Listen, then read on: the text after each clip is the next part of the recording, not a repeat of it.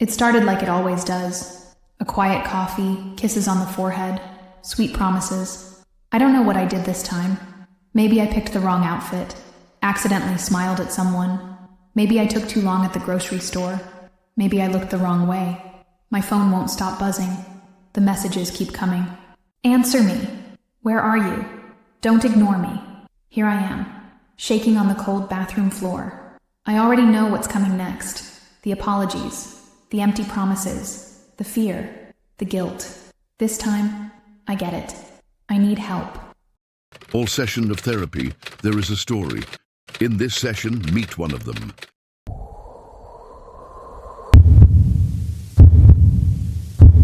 Hi, my name is Jonas. I'm a psychologist with over 15 years of experience. My office is in a quiet building downtown, a place where many people come seeking help. It's a welcoming space that I've decorated with every detail in mind. The comfortable armchairs, the soft colors on the walls, the plants that bring life to the room. Here, stories like these are shared, analyzed, and often transformed. After all, understanding the pain is the first step to overcoming the emptiness and finding balance and well-being. Emma is 32 years old, married for 5 years, and has no children.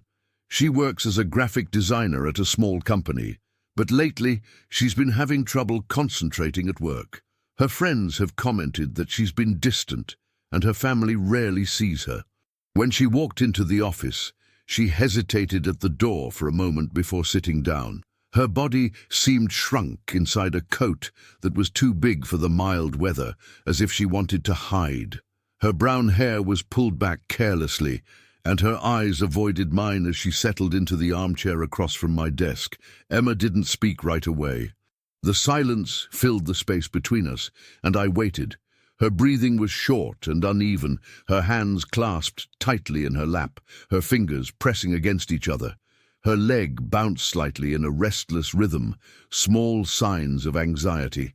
"I don't really know where to start," she said finally. Her voice was low, almost a whisper. "You can start wherever you like. No rush." Emma licked her dry lips before speaking again. I think I'm in a bad relationship, or maybe it's not that bad. Maybe it's all in my head." She looked at me for the first time, searching for something in my expression. I let her see only acceptance, without judgment. "What makes you think that?" I asked. Emma hesitated before answering.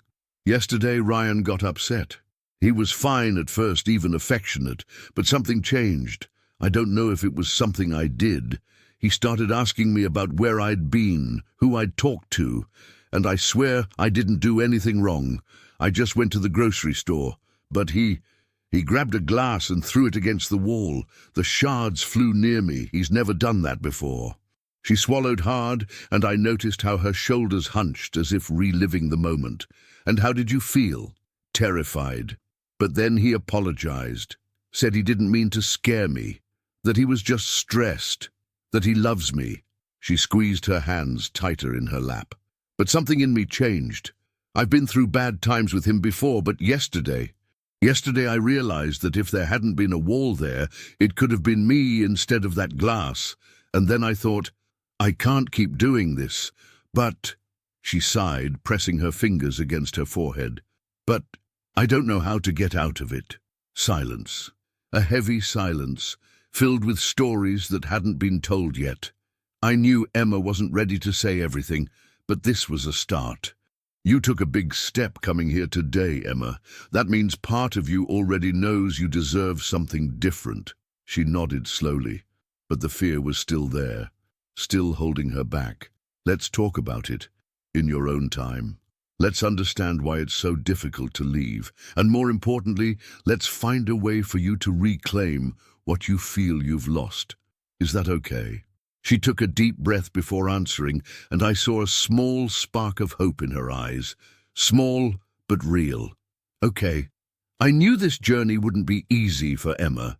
The emotional dependency, the fear, and the guilt were tight bonds that Ryan had tied around her over the years, but each session was a small crack in that invisible prison. The next step would be to help her recognize the more subtle patterns of abuse, those that don't manifest in yelling or broken glass, but in the slow erosion of self-esteem and the constant doubt about her own worth.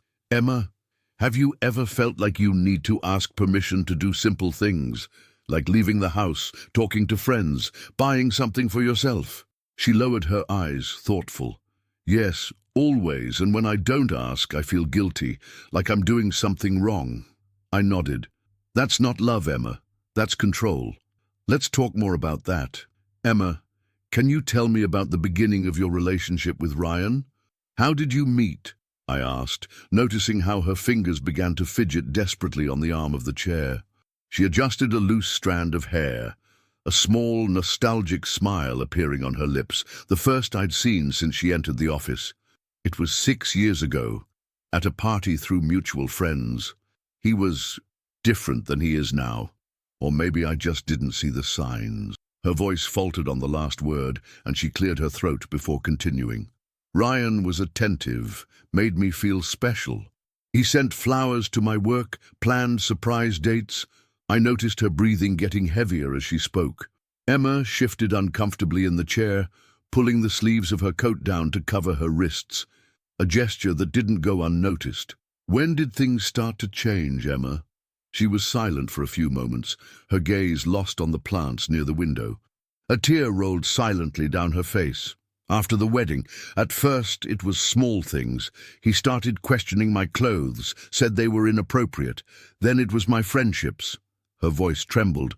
Ryan insisted that my friends didn't like him, that they talked about him behind his back. Little by little, I stopped seeing them. It was easier that way, avoided arguments. And your family, Emma? What's your relationship like with them? At that moment, something changed, and she began to rub her hands together more forcefully. My mom, she swallowed hard. She tried to warn me once, said that Ryan reminded her of my dad. I noticed how that mention of her father caused a significant change in Emma. Her entire body seemed to stiffen, and for a moment she stopped moving completely, as if she had been struck by a painful revelation. What did your mum mean by that, Emma? I asked gently, giving her space to process her emotions. She got up from the armchair, walking to the window. Her hands were shaking visibly as she hugged herself. My dad, he was also like that with my mom. It started with small criticisms, then yelling, then... She paused, taking a deep breath. He left when I was 12 years old, abandoned us. I watched as she remained with her back to me, as if that memory was too painful to be shared face to face. Before he left, he destroyed everything in the house, broke dishes, tore up photos. She turned slowly towards me, her eyes watery. Yesterday, when Ryan broke that glass, it was the same look, the same anger. Emma, are you noticing any patterns here? She slowly returned to the armchair, her legs seeming weaker with each step. I promised myself that I would never be like my mom, that I would never accept. Her voice faltered, and the tears began to fall. But I'm doing exactly that, aren't I? I watched as Emma struggled to regain control of her emotions. Her hands searched for a tissue in her bag, and I noticed several scratches on her wrists, marks that she was trying to hide under the sleeves of her coat. Sometimes, she began, hesitant, sometimes I have nightmares. I dream that I'm locked in the house screaming, but no one can hear me. Emma wiped away her tears. Yesterday, after Ryan broke the glass, I had that nightmare again. But this time it was different. In the dream, I was my mom, and Ryan was my dad. Silence filled the room as I processed that information. Emma was beginning to make important connections. How do you feel about realizing these similarities? She squeezed the tissue between her fingers so tightly that the knuckles turned white. Angry. Her voice came out firmer this time.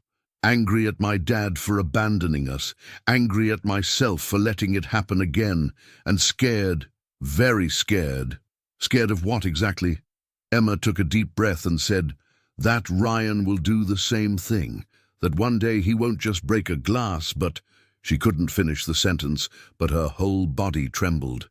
Doctor, Jonas, there's something I haven't told you yet. I waited in silence as Emma gathered the courage to continue. Her eyes wandered around the room, stopping on every detail as if searching for strength in the soft walls, the plants, anything other than the memory she was about to share. Last week, her voice was almost a whisper, I found out I'm pregnant. She covered her face with her hands, her shoulders shaking with stifled sobs. The weight of this revelation hung in the air between us. Ryan doesn't know yet. Nobody knows. She slowly uncovered her face, her red eyes meeting mine. When I saw the positive test, I couldn't feel joy. I just felt fear, so much fear. I made a discreet note in my notepad, giving her time to continue. On diet, I have nightmares every night now. I dream about a child crying and Ryan yelling, breaking things. She ran her hand over her belly unconsciously. How can I bring a child into this environment? How can I repeat my mother's story? It was at this moment that I noticed a subtle change in her posture. Something was changing in Emma. It wasn't just fear in her eyes anymore. There was also a spark of determination. I can't, Emma whispered, and then her voice became firmer. I can't do that to my child. She got up again, but this time her movement was different. It wasn't running away anymore, it was resolve. I spent so long trying not to be like my mum that I ended up becoming just like her. But now, she placed her hand on her belly. Now it's not just about me. I watched as she walked to the window again. The afternoon sun illuminated her face, highlighting the tear tracks, but also a different light in her eyes.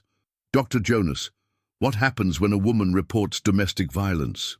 The question hung in the air, charged with fear and hope. It was a decisive moment, and I knew I needed to be careful with my words. There are several organizations and professionals prepared to help, Emma. You won't be alone in this process. I paused. Are you thinking about taking that step? She sat back down, her hands still protectively over her belly. I'm afraid of what he might do if he finds out, but I'm even more afraid of what might happen if I don't do anything. As Emma spoke, I realized that we were reaching the crucial point of the session, that moment when fear meets courage, and a decision needs to be made. Last night, after he broke the glass, she took a deep breath, straightening her shoulders. I called my mum. For the first time in years, I told her everything, absolutely everything. You know what she told me? That she already has a room prepared for me in her house, that she's been waiting for me for years. Emma let out a shaky laugh. All these years, thinking I was alone, I watched as her hands, previously restless and trembling, now rested calmly on her stomach. And how do you feel about that, Emma? Scared, very scared. But she paused, searching for the right words. For the first time in years, I feel like I can breathe, like a door has opened. At that moment, the clock on the wall indicated that our time was coming to an end. Emma noticed it too. Dr. Jonas, I know what I need to do. It's not going to be easy, but... She touched her belly again. It's not just about me now. I nodded slightly, recognizing the strength that was beginning to awaken in Emma. The afternoon sun was already lower, casting golden shadows across the room. Emma, you've shown immense courage today. Not only for being here, but for starting to recognize your own strength. I paused significantly. I'd like to establish a safety plan with you before we finish. She nodded in agreement, taking her cell phone from her bag. I've already started making a list of important numbers. Her voice was firmer now. My mom, the women's police station, a lawyer she knows. Excellent. And what about your documents? I made digital copies of everything last night while he was sleeping. She hesitated for a moment. Dr. Jonas, do you think I'm doing the right thing? Emma, you already know the answer. You're protecting not only yourself but also your child. That takes extraordinary courage. She stood up, adjusting her coat. This time, not to hide, but as someone preparing to face the world. Can I come back next week? Of course. I'll be here to support your journey. As I review my notes on Emma Carter, I realize the unique complexity of this case. At 32 years old, she came to the office after an episode of domestic violence that brought to light deep traumas from her childhood. As a professional, I identify worrying patterns that repeat in her life.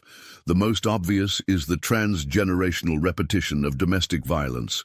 The behavior of Ryan, her current husband, disturbingly mirrors the attitudes of her father.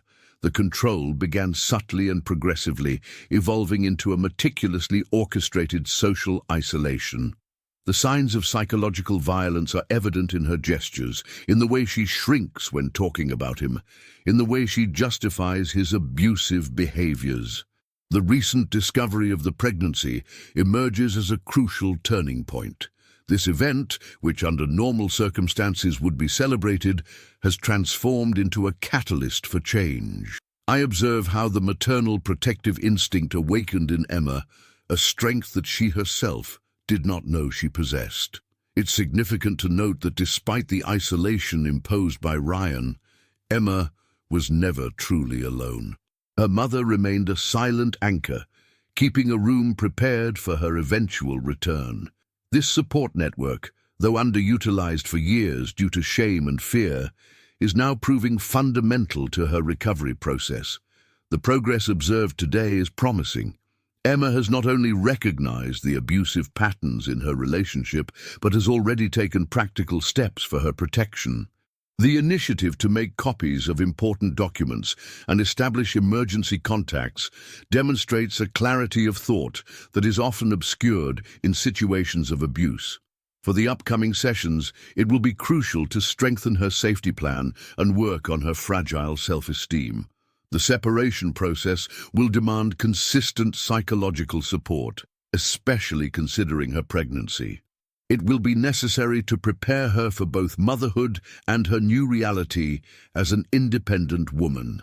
The prognosis is encouraging.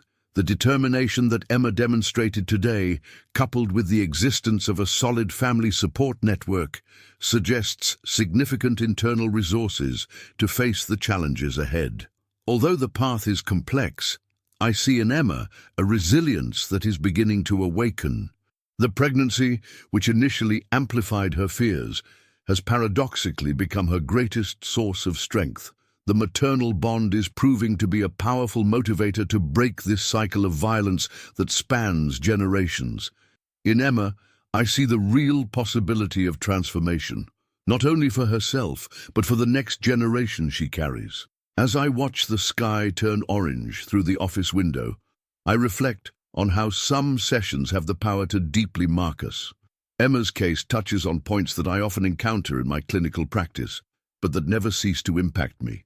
It's fascinating and at the same time painful to observe how patterns of violence are perpetuated through generations, like a dark inheritance that no one asked to receive. Emma, in her quest not to be like her mother, ended up unconsciously reproducing the same script that she tried so hard to avoid. The moment when she mentioned the pregnancy was particularly touching.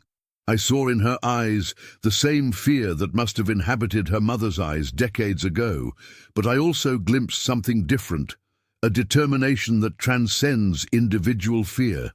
It's as if the maternal protective instinct has awakened in her an ancestral force greater than her own insecurities. As a therapist, I am constantly reminded that our work is not only with the individual in front of us, but with entire generations. When Emma decided to seek help, she is not only changing her own story, she is altering the destiny of her unborn child, breaking a cycle that could extend indefinitely. The image of the room that Emma's mother kept prepared during all these years moved me deeply. It is a silent testimony of a love that waits patiently, that does not judge, that is simply there. In all my years of practice, I have rarely seen such a powerful metaphor for the healing process. Sometimes, all we need is to know that there is a safe place waiting for us when we are ready to leave. As I close these notes, I feel a mixture of concern and hope. Emma's path will be challenging, but there is a strength growing within her that even she didn't know she had. And perhaps that is the true power of therapy, not only to help people escape abusive situations, but to help them rediscover a strength that has always been there, just waiting for the right moment to awaken.